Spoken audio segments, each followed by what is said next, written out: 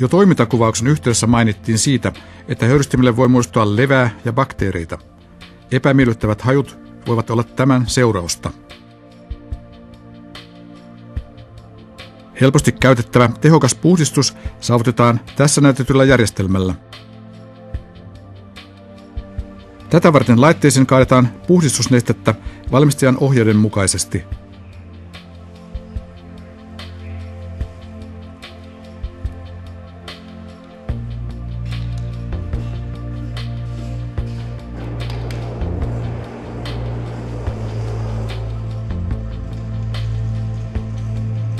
Laite kytketään päälle.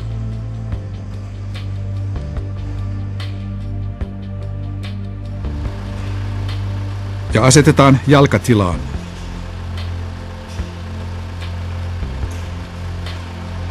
Ilmastointilaite kytketään pois päältä, muuten sumu kondensoituisi heti höyrystimellä.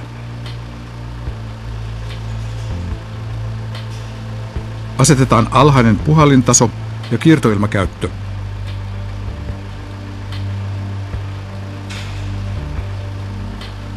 Ovet ja ikkunat suljetaan.